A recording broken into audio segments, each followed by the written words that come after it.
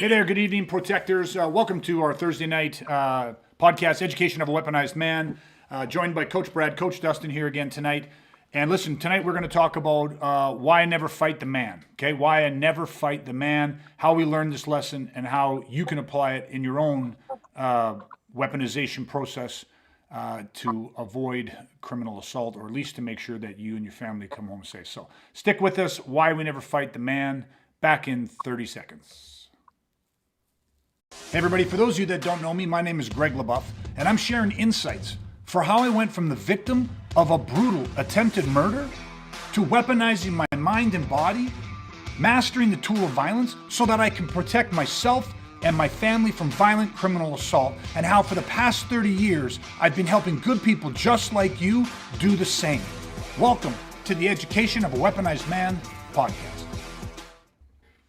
All right, listen, let's talk about why I never fight the man. Why you should never fight the man. I want to share how I learned the lesson, but I figured I'd do this kind of in a different way. A little hypothetical for you, a very hypothetical for you. But let's assume I gave you guys three options. I heard this done on a different podcast. It had nothing to do with violence or combat or self-defense or anything like that. But I love the analogy, so I thought I'm going to borrow that analogy, going to use it. So here's my version of the genie story, right? Everyone knows the genie. You find the lamp, rub the lamp, genie comes out, you get three wishes, right? Well, I'm going to do it a little bit different. You find a lamp, the genie in it is the genie of combat, right? Self-defense, weaponization, whatever you want to call it. But you have the combat genie, so you rub the goddamn lamp. The genie pops out, and it's a little bit different, right? This is a very niche genie. Okay, he's the genie of combat. So he comes out, and basically what he offers you says, listen, says, I can give you one wish. I can grant you one wish, but you have three options, right? So you have to choose one of these. Okay, so here's the option. He says, the first option that I'm going to give you is I'm going to triple your attributes. So we all know that we're all born with the attributes, right? Your qualities, your timing, your speed, your spatial awareness, your body mechanics, your weight transfer, placement, accuracy, follow through, emotional content, all of sensitivity, all of these different things. I will triple your attributes. Okay, so that's option number one. Then he says, the second option is that I will triple your skill level. Okay, so meaning your boxing, your jiu-jitsu, your Thai boxing, your stick work, your knife work, whatever skills you possess, he will triple your skills across the board. Okay, so one is triple your attributes. Number two is triple your skill level, your techniques, okay? And then the third is I will reduce your attributes and your skill level by 20%. Each of those by 20%. 20% worse technique, 20% less attributes. But I will allow you to always recognize, see, and understand your attacker's objective. Okay, so those are the three options. Which of those would you want? What's your one wish to the combat genie? Take a few seconds, reflect on it. I'm going to take the third one. Okay, you're going to go for the third one. Dustin, what are you going to take while we still have you? No, you can speak. We can see you. You're looking good right now. Three. Okay, good. He's having some technical difficulties, so he's miming it a bit just in case. That was just redundancy. Yeah, perfect. Okay. So each of these two guys chooses the third option. Okay, so let me just real quick. So first was triple your attributes. The second was triple your skills, your techniques. And the third was reduce your attributes, reduce your skills, respectively, by 20% each, but grant you the ability to always see, understand, and know the bad guy's objective. Both of these guys went for number three. Let's just break it down. If we go and we take option number one, we say, hey, this would be great. Let's triple my attributes. Now, what are the attributes? Now, listen, there's a little redundancy in these two things, in number one and number two, but listen, your attributes, your overall qualities, your overall natural athleticism. But it's not just athleticism, right? It is. But it's your body mechanics, your weight transfer. It is your sensitivity, your spatial awareness. It is all these different things. The attributes are kind of like tactics. Attributes are the qualities that allow us to implement things. They allow us to do things.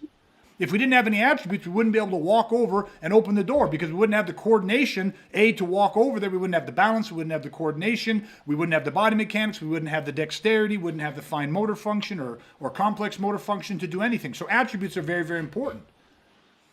And then the genie's going to triple your attributes. Well, most people would be like, man, would I love to be 3 times more athletic than I already am across the board?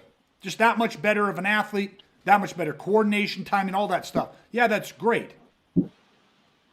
Okay, but why would you not take number 1?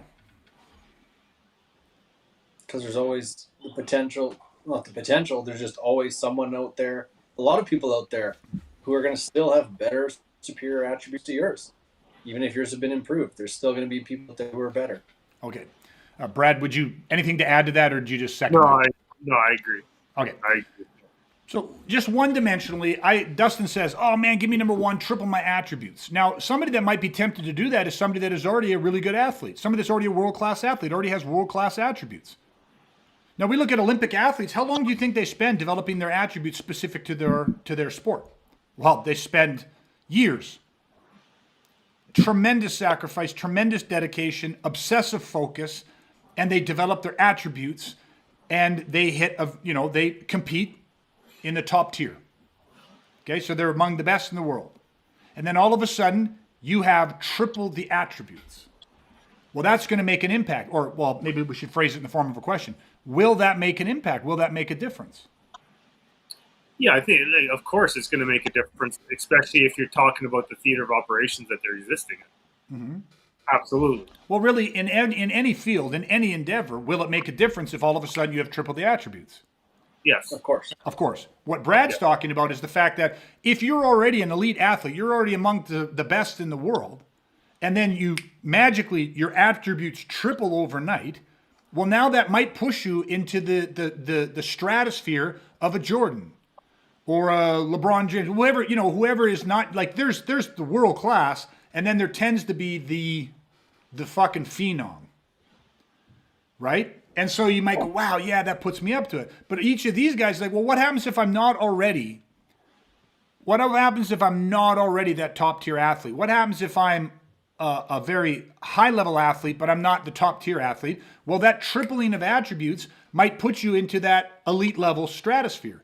Well, let's go down a little bit more. What if I'm just your average guy? Like, I mean, I work out, I stay in shape. I got, compared to a lot of other people my age or a lot of other people like my peers, I have, maybe slightly higher attributes than the average person, which would be a large majority of the world's population. There's the average, and then there's a fair number of people that are above average. I'm in better shape than most 50-year-olds. I'm whatever it is. Well, you triple your attributes, and yeah, you're going to move up. But most likely, or potentially, there is still a fair number of people that are ahead of you. So tripling your attributes in and of themselves may not actually get you to where you need to be. So in a violent situation, I have triple the attributes, but there's the potential that I still don't have enough attributes to go against my adversary, right? That kind of makes sense, right? Here's another angle on that. The thing about attributes is that there are lots of different attributes. A large percentage of attributes hit a peak state at a certain age, and then they begin to what? They begin to deteriorate. Decline. They decline. There are some attributes that can continue to grow well into your late 60s and 70s, even 80s, right? You can have sensitivity and there's lots of different attributes that can continue to grow. But a lot of the attributes that people would recognize and instantaneously correlate to facing violence or self-defense, strength, speed, power, all of that type of stuff, they are going to start to decline at a certain point. So you take this wish, you triple your attributes, and the second you triple your attributes, every day as you get older, every day that you're training, every day, whatever's happening, there's the potential for injury, there's the natural decline. So your attributes one day, overnight, they triple, and then they become a perishable item. So attributes, there's certain attributes have an expiry date, they start to decline. There's things you can do to slow that down. There's other things you can do to compensate. We get all that. But that's another thing to think about, is that you get this gift, but it can only last for so long. Why is Michael Jordan still not in the NBA? He just can't compete like he used to with the top tier athletes that are competing right now. Yeah, and what do they say about champions? Smart champions get out on top. They know when to leave the sport. They don't wait too long till it's clear that they no longer are the best at what they do. Like, you get what I mean? So the attributes start to decline. This is why there's a retirement in sports. Now, they can go and start doing it as a hobby. They can do lots of things, but they're not competing at that same level. So the attribute one is, I think, in my opinion, it's a short-lived gift. And the second you get it, it's already starting to move towards an expiry date, or a decline.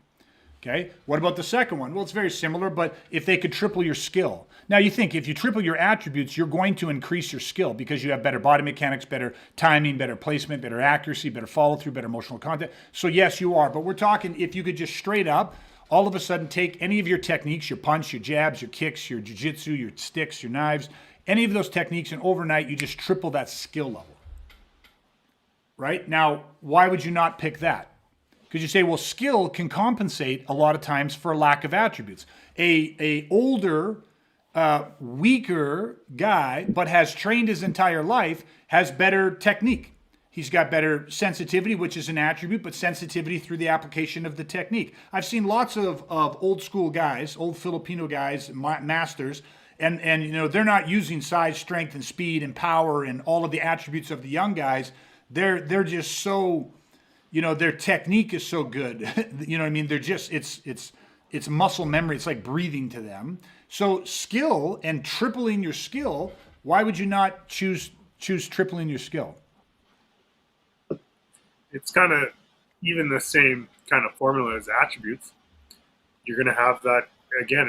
It's not going to be, there's not the longevity in that. And again, there's always somebody who's bigger and stronger and is better. Okay. Right there, the last one. Yeah, because better. they might be bigger, they might be stronger, but your a really good technique can overcome size and strength. But you nailed it on the last one. Yeah, because if they're going to be better than you, even if there's not better, there could be more of them, right? Okay. Which makes them better. Okay, so there's always going to be somebody that is better or somebody that is equal to you. That's right. When it comes to skill, so you can triple your skill, but it's relative to again where you started. You say, well, I don't have that. I don't have, my skill is, I don't know, we don't use belts, but you can be a purple belt, but you go, well, this guy's a black belt. What's the difference between a purple belt and a black belt?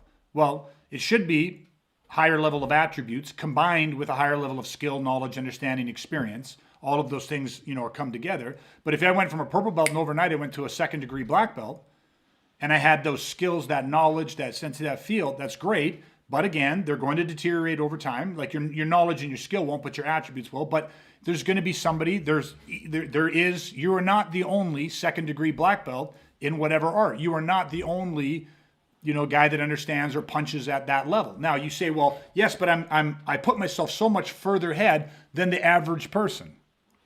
Great, true, right? But then Brad started throwing out their equations. But what if there's two guys? You can have two guys that have far less, they have 20% of the skill of you, but there's two of them. And so either way, it becomes very easy to compensate both attributes as well as skill. It's not the complex math problem that a lot of people think it is. Right? Where they say, I'm a black belt now. I've spent 15 years of my life training jiu-jitsu, dedicated focus. I've sacrificed. My skill is at a high level. I compete at a high level. I have won numerous titles, blah, blah, blah, blah, blah. Well, go ahead. There's a lot of times in our lives where our attributes and our skill are very negligible. No matter what side, no matter how good they are, right? Mm-hmm. We're sick. Yeah. So give me an example. We're sick. We're just, you have a cold, you got the flu or whatever. And it's like, yeah, you got skill and you got attributes, but it's like, yeah, but you're not you're not operating in your peak performance, or you rolled an ankle, right? You're talking about the realm of violence. It's like there's a lot of life factor moments where we could find ourselves in and have superior skill and attributes, but we have this life that's happening to us, and we're either could be sick or, like I said, anything, right? 100%. I'm just trying to figure out what's going on with Captain Dustin here. Oh, he's ready. I got to add him. I don't know what this one is. He seems like he's in the room, but he's not. It's like a cardboard cutout of him as a facsimile. He's how come you're dialing in like 6 times here? I'm confused. There you are. Okay. So 100%. You're My iPhone over. What's that? My phone overheated and shut down. Oh, okay. So Brad, you're 100% right. So just the human system can be, you can be sick, you can be tired, you can have an injury, you can have all these different things, and then all of a sudden your increase in skill is neutralized. And that's just talking about what can happen to us personally. I mean, this is why fighters take fights, train for fights, have fight camps, they do all this stuff, intense preparation, tons of sacrifice, tons of anticipation, tons of buildup. And then the day of the fight, the night before the fight, the 5 minutes before the fight, 60 seconds into the fight, they withdraw. Why? Because something happened. They got an injury, they got the flu, they got whatever. And, at that level, you're like, listen, I have to be at my best to compete at this level. So, the tripling of the skill, the tripling of the attributes, versus number 3, which is a 20% reduction in your attributes and a 20% reduction in your skill level. But the trade-off was that you would always be able to recognize, understand, and see your opponent's objective. Why is this important? Why did you guys choose number 3? Because that's what links to strategy. Like just as an analogy, if someone was to say, okay, take chess, we always use chess, but the equivalent of improving like your skill or your attributes to be like, okay, I'll explain to you how each piece moves. The pawn moves 1 square straight ahead. The knight goes 2 forward, 1 over, or vice versa. And that's all I tell you. Like, okay, now take on a chess champion. See how you do. Right? There's no strategy. You have no clue on how strategy works. You're just like, okay, I know how the pawns move. I know how the pieces move. But you have no strategy. And it's the same thing with this. It's like, okay, you could have superior attributes or great skill sets, but if you don't know what their objective is and you don't know how to take that objective away from them, then you're not using any kind of strategy, and you have you're assuming way more risk. Okay. Brad, you want to throw in why you chose?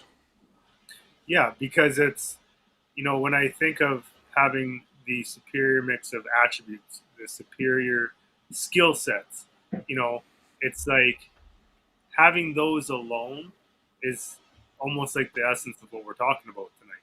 It's like I image having those superior things so I can fight somebody or I could defend against somebody, right? And, but again, that is me actually falling right into fighting the man, fighting what's in front of me with my superior attributes, my superior skill set. Do you know what I mean? So that's not what we're after. So I chose this one because it's not about fighting the man. Okay.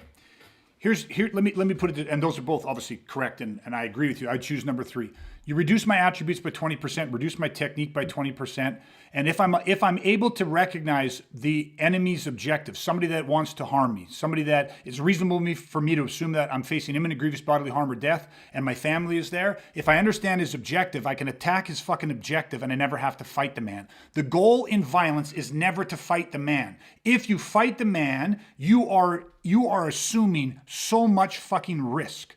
It would blow people's mind if they understood how much risk they are assuming when they agree to fight the man. Most martial arts, most combative sports, well, all of combative sports, and most martial arts, even the ones that strictly profess self-defense, are constantly teaching people to fight the man. Fight your attacker, beat your attacker. And how do we know that? Because they teach technique versus technique. Taekwondo trains against other Taekwondo. He's going to try to kick you with the Taekwondo kick. You're going to use your Taekwondo kick. You're going to use your Taekwondo blocks. You're going to use your Taekwondo evasiveness. And we're going to have a Taekwondo match. And then we say, yeah, but MMA, let's go MMA, because MMA is not Taekwondo versus Taekwondo. It's not boxing versus boxing or kicking versus kicking. It is kicking, punching, clinching, and trapping versus clinching, punching, kicking, and trapping. But it is still kicking, punching, clinching, and trapping, kicking, punching, clinching, and trapping. You're saying, here's the 4 skills. But what makes it so alive, what makes it so dynamic is that we don't know. That guy might want to try to go to the ground. He presses the fight, tries to take me to the ground. And even though I know the ground, I'm not going to go to the ground. I'm not going to kick a kicker. I'm going to punch a kicker. I'm going to trap a grappler. I'm going to trap a, you know what I mean? Like, you're always saying, well, I'll do the opposite of this. But you are always fighting the man. Let me just give you something real simple. A guy jumps into your car, has a gun, jumps in your fucking car, and says, fucking drive. Now, you could sit there and go, oh man, I'll fucking Krav Maga this motherfucker. I grab the gun, hook the slide, I fucking grab his arm, I tie it up, I strip the gun, I got the gun, you know what I mean? I give him a chop in the fucking face, now I got the gun, and I got the gun pointed on the guy. Congratulations. Did it work? Could it work? Sure, maybe. But you just fought the man. Right? Like you literally went, my technique, he has a gun, my technique will neutralize his gun, then I'll neutralize his arm, and you think he's just going to stand there and go, oh, he's got my gun. I guess that's the end of it for me, and get punched in the face, all that stuff. No, he's going to fight back. You got the gun, you grab the gun, you neutralize the gun, he reaches over top, punch you in the face, you punch him in the face. And I'm not saying it can't work, but I'm just saying that you're in a fight with the man. And just as an example, right? A guy jumps in your car, and he puts a gun and says, fucking drive the car. Now, if like we asked for, if the genie granted us one wish, and that wish was that I would always understand, know, and see the attacker's objective. So the guy that jumped in the car, he just wants to get the fuck out of there. He's being chased by the cops, or he's being, whatever the fuck it is. He wants to get the fuck out of that area. His objective is like, get the fuck out of the area. So he jumps in the car and goes, drive, motherfucker. He's got a gun to your head. He wants to get the fuck out of the neighborhood. He doesn't give 2 shits about me. He just wants to get the hell out of the neighborhood. If you knew that, if you knew and understood his objective, and you just threw the keys out the window, or you just, the second he jumped in, drive motherfucker, you just trashed the car, drove the car into a fucking tree, drove it up over a curb or meridian and high centered it, and was like, fuck, well, you just attacked his objective. Never had to touch the man, you just attacked his objective. Now, remember what I said. Sorry, go ahead, Dustin. I was just say, even back it up. Every time I get in my car, the second I shut my door, I lock it. Mm-hmm. I hit my locks. And why do you do that? So the guy can't jump in with the gun, put it to my head, and say, drive, motherfucker. You do that because, but again, you don't do that to beat the man. You do that to destroy an objective that a man might have or a woman might have. Their objective is get into the car and carjack you, force you to drive somewhere, whatever. But they want access to you. That's an objective. Yeah. So you lock, every time you get in, you lock the door. How did you learn to do that? Through training, weaponizing. Specifically, how did you learn to do that? Through an experience, a scenario training experience, where I got in a car and I didn't lock the door. Somebody else got in with me. Yeah, exactly. And it was more than just a polite conversation or a request to drive somewhere. It turned into something else. Exactly. So, yeah, perfect. You have, for example, some stranger runs up and grabs your kid and is trying to drag your kid to the car. What does your kid have to do? Your kid can fight the guy. Your kid can kick and scratch and scream and punch and do all this type of stuff. And again, I'm not saying that any of that's bad. We're going to talk about that a little bit more in a second. But the guy's trying to drag it. What does that predator want? He wants the kid to get in the car. He needs to get the child secured into his vehicle so he can remove himself and the child from the vicinity as quick as possible. That's why he's That's why he's not trying to molest or murder your child there. He's trying to take the child and get them into a car. Take a woman and get them into the car. Take you and get you into the car. So what happens is when if the child all of a sudden, that person went to grab the guy and the child dropped down and grabbed onto, the bus stop pole and locked his arms around the bus stop pole and was holding on and screaming and everything else. And that guy's trying to pry the kid off there. Now, again, I'm not saying that they shouldn't, I'm just giving very limited context, but I'm trying to show people clearly that if all of a sudden you go to grab somebody and you go to move them, because what you need to do is move them before you can do all the other evil, nefarious shit, you go to pull on them, and the first thing they do is they grab onto that pole, and now they can't be moved. Now people say, yeah, but then he's going to start punching them, he's going to start hitting them. What the fuck you think he's going to do to them when he gets them isolated at the secondary location? You think then he's going to offer him crackers and cheese and a back rub? Like, you know what I mean? So the point is, what he wanted, his objective, was to snatch the fucking kid as fast as possible, to grab that woman and get her into the car and get to a secondary location, because then he had control. So you have a mugger grabs a woman and tries to drag her to his car, and the woman drops base, sits her ass fucking low, digs her fucking feet in, and she puts her energy into the resistance of that person trying to move her. Now, she's not fighting the man at that moment. She's attacking his objective. And what happens to a human being when their objective begins to deteriorate? Now, viscerally, a lot of people, I think, because let's use women's self-defense for an example, there is a myth that an angry man equals a violent man. And that is total horseshit. An angry man does not equal a violent man. It doesn't work that way. A violent individual is a violent individual. And what I'm getting at, to make sure everyone really understands this, is women have this thing where they have socially been conditioned to be polite, but they've also had layered on top of that if you anger a man, that man will escalate to violence against you. But understand something, being momentarily rude to a good man that might anger him does not turn a good man into a fucking violent man. If you have a predator that grabs a woman and begins to drag her to the back seat of the car, if he's a fucking killer, if he's a murderer, and she bases her weight and is like, fuck it, I'm putting my hand, I'm not going with you. I'm attacking your objective because you outweigh me by 100 fucking pounds. But if I don't move with you and now you're delayed and as your objective begins to deteriorate, that often doesn't translate into escalated violence, into them all of a sudden being like, well, then fuck it, I'll murder you right here. I'll rape you right here. I don't give a shit. If they were going to murder and rape you right there, that's what they would have started with. Dragging you to a car is not fucking foreplay. They're trying to get an objective. Most people have to understand too, in bad guys, violent criminals, predatory bad guys, if they say shit to you, they're telling you what will beat them. Shut the fuck up and get in the car or I'll cut your fucking throat. Shut the fuck up. Don't scream. If you screamed right now, it'd be the worst thing that could happen. They're telling you, don't fucking scream because that would fuck with my objective.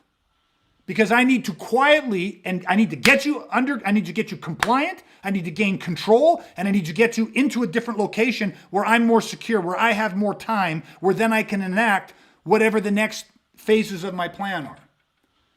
So, and again, listen, a guy grabs a woman and the woman spins to the guy and goes at the guy, fucking throws a punch, does a body tackle, hooks his foot, drops him to the ground, mounts him, he goes to push her off, she fucking throws him into an armbar or something like that, or choke, or just fucking lights this guy up with some jabs, crosses, and elbows or knees or whatever. Listen, great, right? But what happens when you don't have the attributes and you don't have the skill to do that? What happens when your youth starts to fade? What happens when your power starts to dwindle? What happens when your flexibility starts to go? So you have a set, the prime years where you can physically defend yourself because you go, my attributes, my skill level are all at their peak. I'm training 6 days a week. I've done some semi-pro fights. I've done some inter-club competitions. I'm literally at my peak. That's when the guy tried to rape me. That's when the guy tried to abduct me. That's when those 3 guys tried to fuck with me that night when I was out getting some fucking medicine for my kids at 2 a.m. And so I lit those fuckers up. Fantastic. Enjoy those years. But I learned very early on that you cannot fight the man. I'll give you a specific example. I remember I was out celebrating one night. I was out with a couple friends and a couple females, and we were walking. It was the end of the night, having a great time, pretty intoxicated. Everything legal, right? Just relax. I wasn't driving. We're walking, and all of a sudden you have 3 guys come up. These guys were not only not intoxicated, but these guys were pissed off and angry. But you got 3 guys. And 3 guys surround me, and 3 guys are threatening me, and 3 guys, it's seconds away from, a fucking fight. And not a fight. These guys all 3 guys were going to jump me. So that's not a fight, that's a fucking assault. In that moment, if I would have tried to fight the men, if I would have tried to fight them, and I would have thrown punches, I would have thrown kicks, I would have tried takedowns, I would have tried ground, I would have tried any of this of the techniques, any of the skills, or any, using, implemented even with good attributes, although intoxicated, which deteriorates the attributes.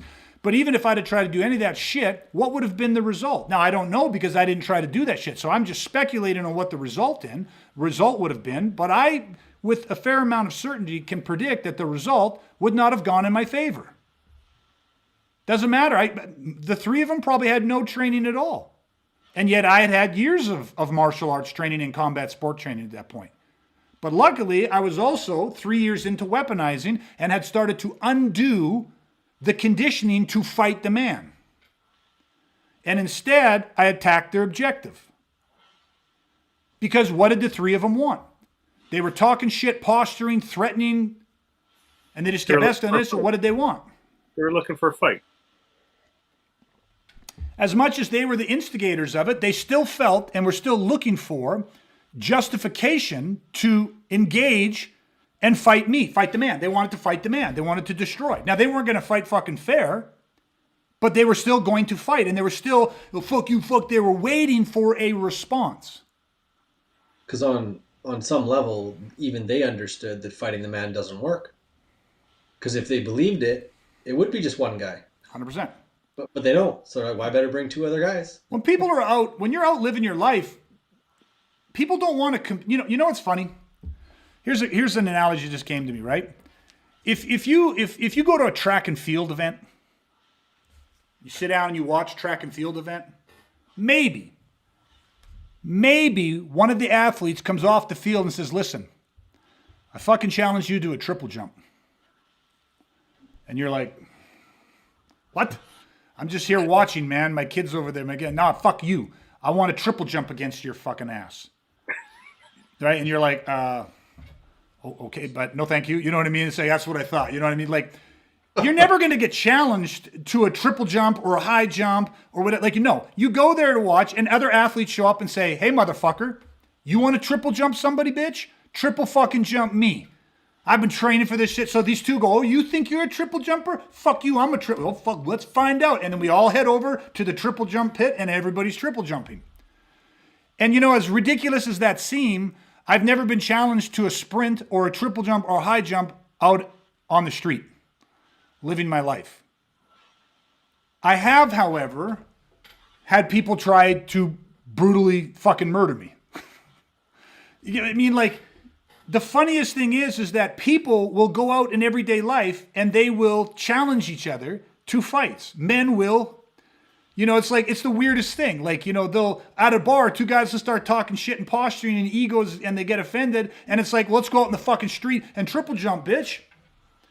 You want to take this outside? Fuck it. I'll triple jump your ass. And so they'll go, let's go outside and fight. And yet people can't see the difference. Like, it's like, okay, so that's antisocial aggression. And people, they get in fights. They'll go outside and like little peacocks, they'll triple jump each other. It's hilarious. When you have the reframe, antisocial aggression is fucking hilarious. It's the funniest thing to watch unfold. And it's even funnier when someone tries to direct it towards you because you see it as the joke that it is. And it's very easy to not get emotionally engaged and just remove yourself from the situation, which 9 out of 10 times is absolutely possible. Not only is it possible, it's fucking easy. I had a client this morning, I had a private this morning, and a week ago, he was out at a pub with a friend, sitting at the table, and the guy next to him started off all fucking friendly, talking to him, obviously intoxicated, talking to him, laughing, and then within fucking 7 minutes and 2 drinks, all of a sudden the guy looks over and says, which one of you motherfuckers put Elvis on the jukebox? Yeah, I didn't stutter. Put Elvis on the jukebox. And they're like, what? I know it was you, motherfucker, put Elvis. I don't mind Elvis, but not 4 fucking Elvis songs in a fucking row, you motherfucker. I'm gonna fucking kill you guys. Who fucking did it? The guy starts freaking out and threatening to fucking kill them. And they're sitting in a pub. And the guy's sitting there, our client's sitting there like, what? This is fucking, are you fucking kidding me? And then the guy's like, motherfucker, I'll fucking kill you. And all of a sudden the guy's like, oh, I'm sorry, man. Like, yeah, I'm just having a bad day. But 4 fucking Elvis songs? Are you fucking kidding? And the guy fucking freaks out again. And he's sitting there, right, and this whole thing's going on. And he said, the client has other training. He has had other training in the past. And he said, when that first all started happening, he instantaneously was thinking about what? How do I fuck this guy up if it goes? I don't want to fight this guy, but if it goes, he instantaneously started thinking about how to fight the man. Well, how good am I? How good do I think he is? Do I think he has any training? I know how to punch and kick. Does he know how to punch and kick? And then he says, he's sitting there thinking that, and then all of a sudden, boom, flipped. And it's like, oh, what does this guy want? This guy wants to sit here. This guy wants he's expressing. He's under the influence. He wants to sit there and fucking he's looking for a fight. Stand up, walk over. Get your bill, pay the bill, walk out the door. And it's like, oh, well, that was quick and easy. Almost a letdown. But what'd you do? Oh, this guy wants to talk shit. He wants to posture. He wants to pontificate. He's throwing spears. He wants to hit somebody that'll fucking throw a spear back at him. Because then it's like, yes, that's how this game's played. I throw some spears at you. Fucking Elvis, 4 fucking songs. You gotta be fucking crazy. And then you throw a spear back and go, fuck you. I can play whatever the fuck I want to play. I fucking love Elvis. And then we'll escalate up and probably won't do anything. But maybe we'll go outside. Oh, and then he kept asking me, I'll fucking go outside. I'll fucking kill you guys. You want to take this shit outside?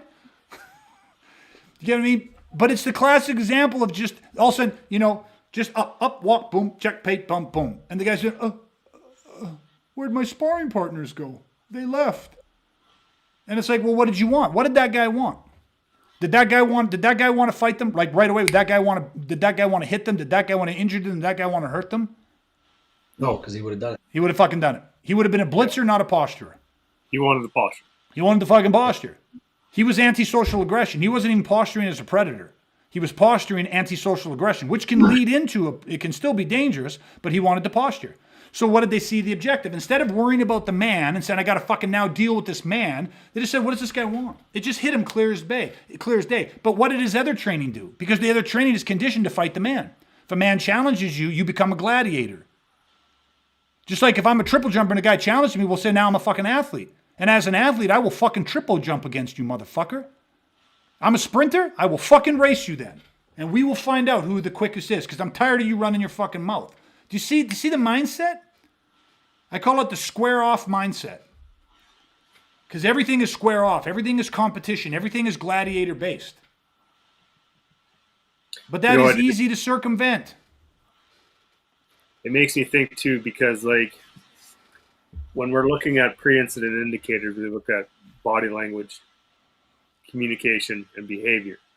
And just even kind of having this conversation now, it's like we look at behavior and what is an acceptable, normal behavior. If we don't know the person, we'll look at a behavior for like a type of situation. It's like, okay, well, this behavior doesn't match up, right? So people that like that situation, right? They're using behavior too. But why not fighting the man and fighting the objective? Because most people are thinking that, well, this guy's going to posture back, like in the fucking jukebox scenario, right? They're not thinking about, like, the standard behavior is like, well, I talk shit to you, you talk shit back to me, and then we go outside and we triple jump, right? And why fighting the objective and not the man is because most people, it's not in line with what most people think a natural behavior is when they're in that type of situation, right? Yeah. Yeah, it's 100%, you're talking asymmetrical combat. It's asymmetrical warfare. Symmetrical warfare is the game. It's the dance. I push you, you push me. I slap you, you slap me. I talk shit to you, you talk shit to me. It's like it's tit for tat. It's back and forth. It's ping pong. It's tennis. It's volleyball. It's competition. It's gladiators. It's man versus man. It's mono versus mono. This is the fucking history of, competition-based competitiveness that is especially bred into men. And the difference is it doesn't fucking work in war and it doesn't work in violence. Like when you have an enemy that is trying to kill you, it does not work. You have to have asymmetrical strategies, tactics, and tools. And that is another way of reframing this to say, attack their fucking objective. You have an army, a superior army, right? And this army marches and this army surrounds one of your villages or surrounds one of your units, let's say. Superior firepower. It's literally only a matter of time. All this type of shit. They're just so big, so strong, so well equipped, so well trained, all this type of stuff. But you cut off their supply train. You don't attack that army. You go, listen, for them to get there, they had to go out a long fucking way. So we're going to take out this one little tiny fucking bridge, and that little bridge absolutely is where they have to cross to get their supplies, to get refueled, to get re-equipped, to get re-ammunitioned, all that type of stuff, without having to do air support drops and all this other type of stuff. But you attack their objective, and can you defeat that superior army when you attack their objective? Of course you can, and you can do it 10 times easier. This is terrorism. This is how, this is guerrilla warfare. And it is, you know what I mean? You can have, you can have 10 motivated individuals that understand the superior enemy's objectives, and they attack the objective, and that you can have a fucking 30-year-long war. This is why it was, it's tough to win in Afghanistan's and in Iraq's and all these other places, because you're using asymmetrical strategy. You have an enemy that is no longer fighting identifiably in uniform on a battlefield, straight up military to military, which is just straight up sport to sport, competition to competition, mano to mano, athlete to athlete. And you just, instead, they go, fuck it, listen, I can't beat you, but I'll tell you what, you'll never fucking get rid of us. You'll never defeat us. I don't need to fight you to absolutely win. Because the victory is that you can't beat me. If I don't fight you, you can't beat me. Because it's insidious, asymmetrical, unconventional warfare. That is against the objective, not the man. And violence, you can't make violence personal. It's not personal. It's like this. Everybody has an objective. A violent individual that whatever his reasons are, what is his objective? I'll go back to the story of the 3 guys in the street surrounding me. They wanted to fight, but I didn't fight them because I knew that if I fight the man, I'm fucked. So I fought their objective. So what was it? The first thing I recognized is, listen, what do these guys want? Well, first thing they want is they want to egg me into a verbal confrontation. They're trying to suck me in to my personal self so that there's a verbal confrontation that escalates. So they were looking for something to escalate to the critical mass where then they could feel justified in all 3 ambushing me, blitzing me, and assaulting me at the same time. So I didn't do that. I went the exact opposite way. I went submissive. Oh, well, guys, what am I going to do? Look at me. There's 3 of you guys. Look how big you guys are. Like, what am I supposed to do? Like, I can't fight. I'm not a fighter. Like, what am I going to do? I went submissive, not only in my language, but my shoulders rolled forward, my head tilted to the ground. My hands were like everything, my whole body language, my interpersonal communication, everything went submissive. Everything went, I surrender. Everything, every single thing was congruous with what they wanted. If they couldn't get the verbal posturing back, then they wanted me to submit, because then when they submit, they were still able to then, it's like they wanted to piss on you to mark the territory. Well, if you're not going to fucking fight us so we can't fucking kill you and destroy you, we're going to fucking piss on you to mark our territory. We're going to debase and dehumanize you in front of your friends to inflate our status and to show everybody that's right. You're not a fucking man. You're weak. I broke you. You fucking undermine it. And that's exactly what they started to do. So I didn't give that to them. Instead, what they did is all 3 of them got nice and fucking close to me. All 3 of them puffed their fucking chest up. Their hands dropped down. And they started fucking mocking me and debasing me and they were fucking, quote unquote, urinating on me.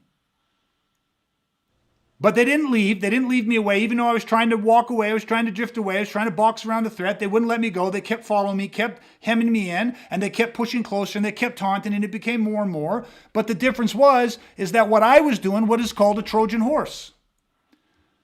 What's a Trojan horse? It is a thing that is intended to undermine, right? To undermine, or a falsehood, with the whole design of it to undermine and bring about the downfall of an enemy, the Trojan horse. And so when I went this submissive, what looked to them to be submission, and what got them to drop their shields and move in closer and begin to dehumanize and debase me, was really a Trojan horse, because I got them to come closer. And then what I did is now what's their objective? Well, now their objective is they've initiated a different type of assault now, where they're trying to debase, dehumanize, belittle, and destroy that way. But once they came in and I tried to move around and they weren't going to let me go, then I just switched to what's called a flashbang. And the flashbang was two backhanded eye shots and 1 unassisted headbutt that came outside of a Trojan horse. And a flashbang is a strategy that is designed to distract, disorientate, and destabilize. And so all of a sudden, when they're puffed up and they're debasing, they're like, yeah, we fucking got him. They're trying to initiate and destroy. All of a sudden, boom. The door opens on the Trojan horse. You have the element of surprise, and that nailed their objective. So using, not fighting the men, I was able to actually attack and destroy their objective. And what happened? Well, what happened was after the flashbang, which is not designed to terminate, it is just designed to distract, disorientate, and destabilize, that hit them with such a level of, speed, surprise, and violence of action that the whole thing was done. 2 guys flew into traffic, almost got hit by cars, and the third guy was holding his nose, which is now on the side of his face because of the unassisted head. But all I wanted to do was take their base and balance. Because once they have no base and balance, then I could have followed up, then I could have gone into termination, then I could have used the most brutally efficient tools in the body. I could have done whatever I needed to do at that point, but it wasn't required. While they were distracted, disoriented, and destabilized, trying to figure out what the fuck just happened because this flashbang just went off and completely destroyed their objective. Oh yeah, they were in the street, fucking you, fucking I'm gonna kill you, but they can't see, they can't, just walked away. That was it was over. And I share that because I learned the hard way by trying to fight the man and getting jumped by 3, which mutated to 8, and almost being murdered. Like, you cannot fight the man. Not when it comes to violence. You have to understand their objective. Those guys, the 3 of them together, were a far superior fighter. Better attributes, better skill, because there's 3 of them. But it was their objective. And the other side of it is too, I didn't do anything more than what was required to preserve my life, to keep myself and my friends safe, period. That was it. So not only, yes, I used the tool of violence, but because I attacked their objective, once their objective was destroyed, it's what I said earlier, when you attack a guy's objective and the objective is destroyed and neutralized, it is very tough for people then to escalate beyond that because they have to formulate a new objective, which takes a lot fucking longer than when they throw a jab and you slip it and throw your jab back. Counter for counter in the technique, the guy slips yours or blocks your, parries yours, and fires back. It's just technique versus technique, man versus man, strategy for, you know what I mean? But when the objective destroys, the objective is the overall framework by which everything hangs. It's like shattering somebody's belief. It's a lot harder to recover from. And it's again, how did I, as the inferior athlete, the inferior martial artist, the inferior person in that situation, outgunned, oh man, how did I beat 3 guys? Sure as fuck wasn't because I was a better fighter. That would not have worked out. That would have been the worst thing. Had I tried to let my ego say, fuck it, I train, I'm tough too, fuck you guys, and I'm going to fight you guys, it wouldn't have worked the same way. And that's my analogy. That's the concept. You cannot fight the man. You have to fight the person's objective. And then people right away say, well, how do I know the objective? I was doing another private this afternoon and had a guy, and he's like, your brain, like, we were doing scenarios, and I'm setting different scenarios for him, and he's like, and I'm like, so what would you do? Like, this is the energy, the stimulus. I'm role playing it for him and doing this. And then it's like, what would you do? And he's like, and I'm like, this. And I'm like, and then he's giving me, I'm like, this. And he's like, your brain works faster. You're able to put together the kill chain, the response faster. And I'm like, my brain does not work faster than yours. Even though I've been training for more years, it does not work faster than yours. What's happening though, is you keep thinking, you're waiting to see what technique happens. If I approach this guy and motherfucking this and you this, and I'm threatening him this, you're literally waiting to like do it. Then when I go to throw a punch, then you're like, oh, I got to cover. He threw a punch, I got to cover. He threw a jab, I got to slip. Oh, he joined to go a body tackle, I got to pummel, I got to sprawl. Like you're waiting because you go, I don't know what the fuck you're going to do. I don't know if you're going to kick, I don't know if you're punch, I don't know if you're going to trap, clinch, I don't know what the hell you're going to do. And then his only other option is, well, fuck it, I got to bring the fight to you. So now I'm going to use my boxing, or now I'm going to get in and use my clinch, or now I'm going to throw the kicks, or I'm going to try to shoot at you. And then if you try to do that, then I go, well, what if he counters that? And I'm like, your whole brain is like, because you're waiting and you're wondering, there's so much uncertainty about the man because you're thinking fight the man. But I said, like, just stop thinking about worrying about what I'm going to do. And when I approach, when I'm doing this or when I'm doing that, what do I want? And that's just start asking, what do I want? What's my objective? And in a matter of 15 minutes, he started, at first I'm like, okay, I'll role play. I walk up, I role play. And then I stop, say, what's my objective? And he's like, okay, back up, do it again. What's my objective? And this? Yes. Okay, back up, do it again. By the end of it, every scenario that I could throw at him, every energy that I could throw him, every bit of body language, every interpersonal communication, every different behavior type, he was able to automatically go, this is what you want. Not how are you going to do it? What's my objective in doing this approach? What's my objective? What do I need? And then he started to recognize how our strategies, our playbook attacks my objective. And it was so funny because by the end he's like, holy fuck, this shit has nothing to do with fighting the guy. And I'm like, yeah, start laughing. And I'm like, yes, that's why we've said that 1,000 times since we've been here in this last 2 hours. It's like, it is infinitely easier to attack and destroy and fight somebody's objective than it is to fight the man.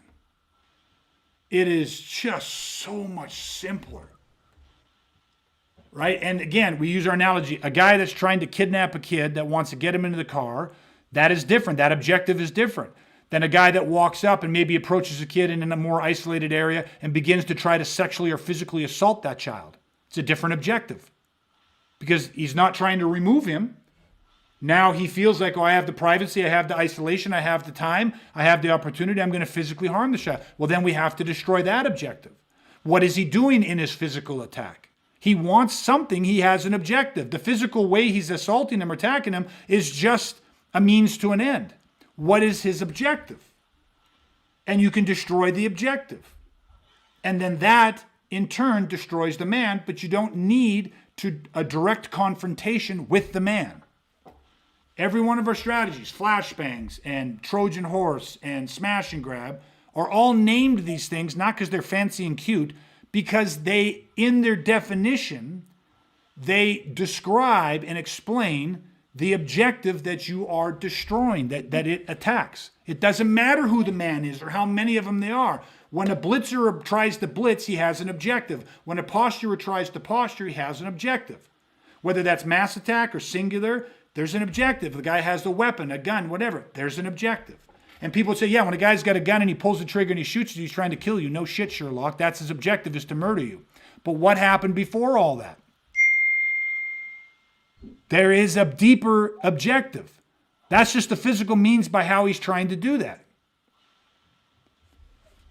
If anything, people might not be able to fully understand what we're talking about in this podcast. Because, and if you can, you intellectually, of course, you can understand it, but to visually know what I'm talking about, it requires a different perception. It requires different study.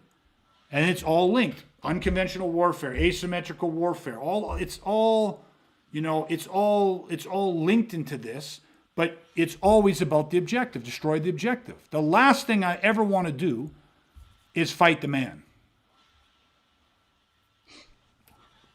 I don't know. So I don't know if that makes sense. You guys got anything else you want to throw in on this? Well, just even to what you just said, like the last thing you ever want to do is fight the man. It's like, because if you're going to fight the man, you need better attributes. You need to be stronger. You need to have higher skill level. So it's like all those things that you need, you may not fucking have in a time of crisis. So it's like, if you're focusing on fighting the objective, like we want attributes, we want skill sets, and we grow and we develop those every day. But those help us fight the objective, and they're not the purpose of fighting the man, because we know that there's always someone bigger, stronger than us out there, or more of them, right? So. Yeah. Sorry, Dustin, did you have something to say? You throw it in there. No, I was just kind of was going to add to Brad's list of like, you need that, you need to be stronger, you need to be better, but you also, you need not to get attacked when you're sick. You need not to get attacked when you're injured. You need not to get attacked when you have your wife and kids with you. Like, the list of things you need for it to work, for you to fight the man is just never ending. So many things have to go right for you to have a good day if you're going to try and fight the man. Yeah. And it's like we just said, it's like, well, how much, and you said it tonight, like it might work. It might work for you, but how much risk do you want to assume? Yeah. Like, you know what I mean? That's the end of the thing, is like, how much risk are you willing to assume when it's your life on the line, your wife's life on the line, your kid's life on the line? I want zero risk. Yeah. Or as close to zero as I can possibly get. Yeah. I'm just thinking again to try to drill this home, but like one of our clients a few weeks back during a private was asking about home invasions, and was like, okay, you know, he had a thought process. Here's my strategy. He said that if I wake up in the middle of the night and there's people in my house and I get up, the first thing I'm going to do is I'm going to bark, then I'm going to bite. Meaning that you're going to obviously like say something. You're going to command. Fuck you doing in my house? Get the fuck out of my house. Like I see you, get the fuck out, whatever it is, but you're going to bark, like you're going to threaten, get the fuck out of my house, or else I'll call the police, or else I'll, whatever the fuck you're saying, right? But you're going to bark first. And then he goes, then if that doesn't work, then if I have to defend my home, defend my family, then I'll do that, right? Now, is there anything wrong with that plan? Well, no. But the question to him was this: give me the scenario which makes that plan, that strategy, those tactics make sense. And what am I asking him to do? I'm saying, listen, that only makes sense if you understand their objective. So he's like, what do you mean? Okay, so let me give you an example. You wake up in the middle of the night, hear sound, you go open your door, you're up, let's say you got a 2-level, so you can see downstairs a little bit, and you see 2 shadowy figures, and these shadowy figures are tiptoeing.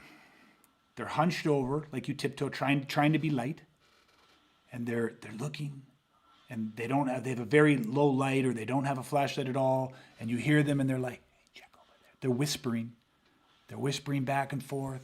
They're using hand signals, and you just catch a glimpse of the shadow of these individuals, and you see one of them, and he's moving towards where your laptop is, and you hear him fuddling with the cords and all that kind of stuff. Now you're just thin slicing this, right? It's 3 a.m. You just catch a glimpse of these silhouettes. You're still trying to wake and process, but what do you know instantaneously from their body language, their behavior patterns, even the way that they're communicating? What do you know is their objective? What are the pins, the pre-incident indicators, the body language, all that stuff? What is it telling you? What is it reasonable for you to believe? They're trying to be stealth. They don't want to be seen. They don't want to be heard. They don't want to run into you. They don't want to run into any kind of counterforce. They don't want to deal with any sort of altercation. They just want to get some whatever valuables and get out. Okay, so you got all that from that little bit of a description of them trying to be they're on a sneak and peek operation. They want to get in, they want to take, a little snatch and grab. They're trying to be stealthy. They're trying to do all this stuff. And you tell it. So in that scenario, all of a sudden, fucking light fires on, or your tack light fires up. Hey, I see you, get the fuck out of my house. And what's going on down there? And all of a sudden, there's a fucking startle response.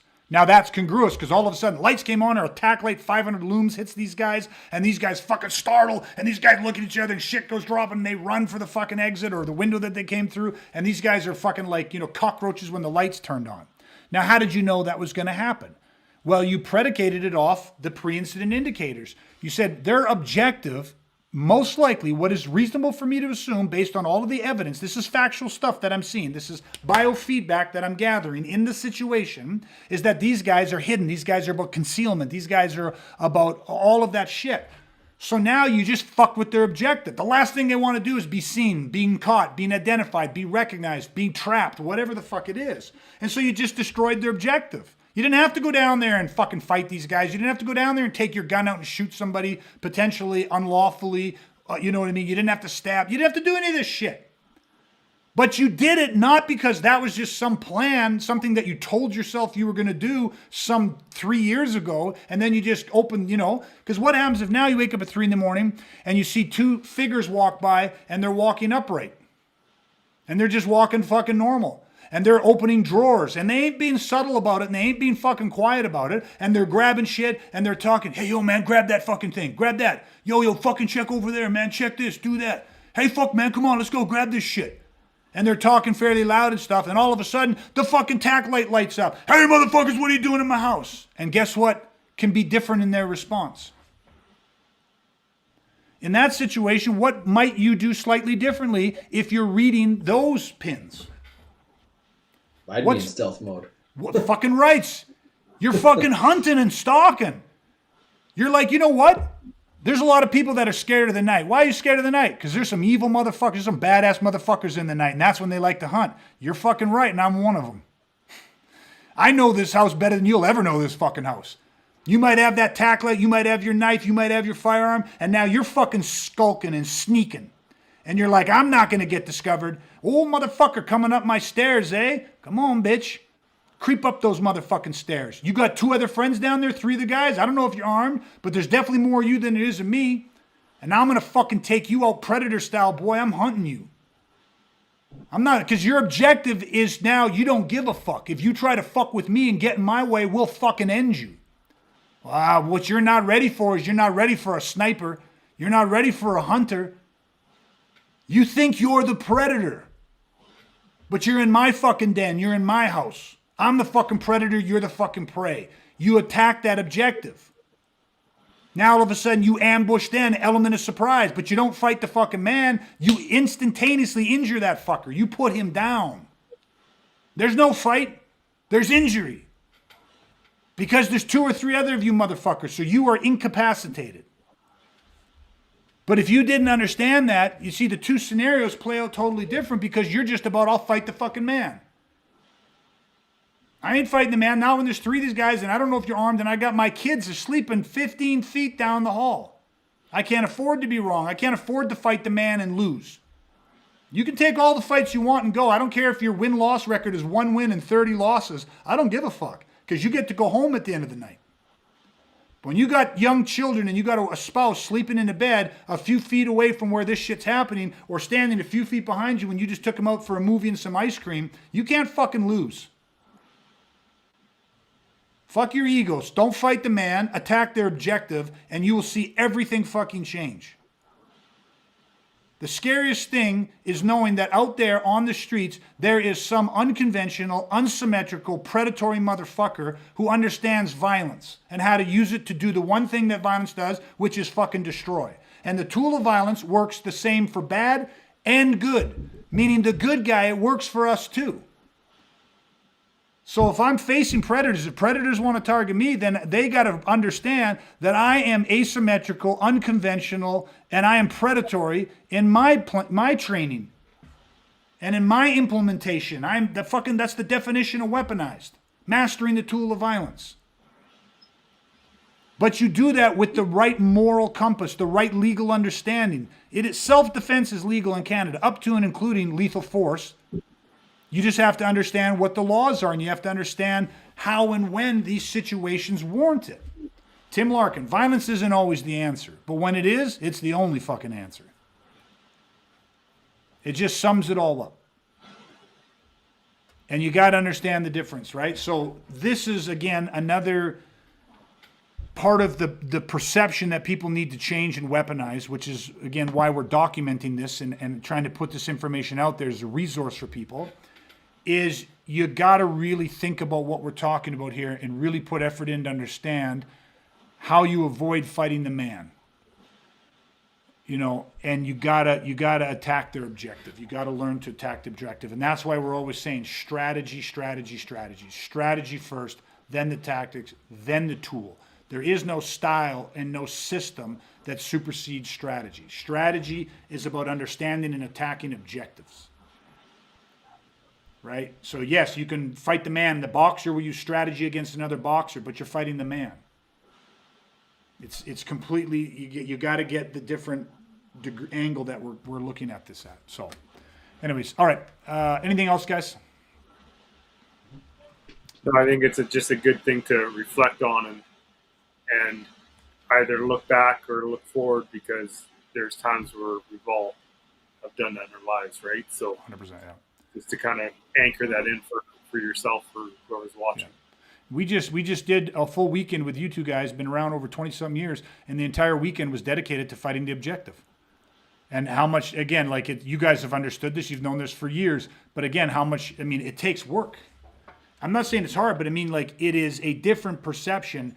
And even when you're sparring in training, when you spar one guy in training, to not fight the man. And people are like, how the fuck do you spar and not fight the man? Is it possible? 100% it's possible. Because everybody has an objective. The second a guy puts his hands up, the second he gets ready, the second he starts moving around, he has an objective. You do not have to engage and fight the man. You can destroy his objective. And there's a lot of ways to do that. There's a lot of unconventional, asymmetrical strategies, tactics, and tools that do that, even in sparring. And when you start understanding how you can spar somebody and not fight the man, but attack their objective, it's fucking crazy, right? It's demoralizing. It's a whole different experience. And it is at the core of weaponizing and surviving violence and being able to actually protect yourself and your family from predatory criminal violence. So anyways, we'll wrap it up here, guys. Great conversation. Thank you for everybody for joining us here tonight, watching, commenting, supporting us. We appreciate it. And again, as always, share, like, comment, help us spread our message. Our goal is to weaponize and help more and more good people rise regardless of the crisis they face in their lives, but specifically the human crisis, interpersonal human aggression. Number one, universal human phobia. Violence is toxic and corrosive and septic. It destroys 98% of all people who ever have to experience it. Our goal is to weaponize and to change those odds and help people live with confidence, certainty, and increased safety in their lives. So that is it. Thank you so much. Don't forget, follow us on YouTube. Subscribe to get our notifications anytime we go live or post something new. Check out our podcast, rate, share, all that stuff. That's what helps us grow. Thanks, everybody. Stay safe, stay weaponized, and we will chat again soon. Hey, thanks so much for listening. And listen, if you found this content valuable, here's 3 different ways that I can help you weaponize for free. First, grab a free copy of my ebook, The Education of a Weaponized Man. To get your free copy today, head to ebook.awakentheprotectar.ca. Number 2, you can take a free workshop where you will discover the 10 insights violent criminals don't want you to know. To take this workshop, head to workshop.awakentheprotectar.ca. The third way is to head to my website and check out all of my Freeline programs that cover everything from mindset to strategies. To check us out, go to awakentheprotectar.ca. And finally, leave a 5-star review so that we can reach more good people like you who are ready to weaponize and rise regardless.